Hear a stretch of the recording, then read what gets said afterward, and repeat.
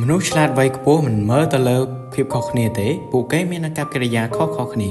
ខាងក្រោមនេះជាសញ្ញា5យ៉ាងដែលបង្ហាញថាមនុស្សម្នាក់មានភាពឆ្លាតវៃខ្ពស់ទី1ពួកគេចំណាយពេលច្រើននៅម្នាក់ឯងមិនមែនដោយសារតែពួកគេមិនចូលចិត្តមនុស្សនោះទេប៉ុន្តែដោយសារតែពួកគេបានរៀនថាមិនមែនគ្រប់គ្នាសុទ្ធតែស្មោះត្រង់នោះទេហើយមិនមែនគ្រប់គ្នាសុទ្ធតែបរិសុទ្ធនោះដែរពួកគេការពារសន្តិភាពរបស់ពួកគេហើយរីករាយនឹងភាពស្ងៀមស្ងាត់ដែលអ្នកដទៃខ្លាចទី2ពួកគេគិតយ៉ាងស៊ីជម្រៅអំពីអ្វីៗគ្រប់យ៉ាងពួកគេគិតពីចារណាមុនពេលពួកគេនិយាយនិងធ្វើសកម្មភាពមិនមែនដោយស្ទាក់ស្ទើរនោះឡើយប៉ុន្តែដោយសារតែភាពជឿជាក់មានសារៈសំខាន់នេះទើបធ្វើឲ្យពួកគេកាន់តែរឹងមាំថែមទៀត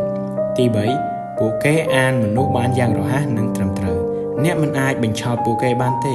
ការសម្លឹងមើលមួយផ្លែតកាយវិការមួយពាក្យសម្ដីមិនខ្វល់ខ្វាយមួយម៉ាត់នោះហើយជាអ្វីទាំងអស់ដែលពួកគេត្រូវការវិញ្ញាណរបស់ពួកគេគាត់សម្គាល់ឃើញអ្វីដែលអ្នកដទៃខកខាន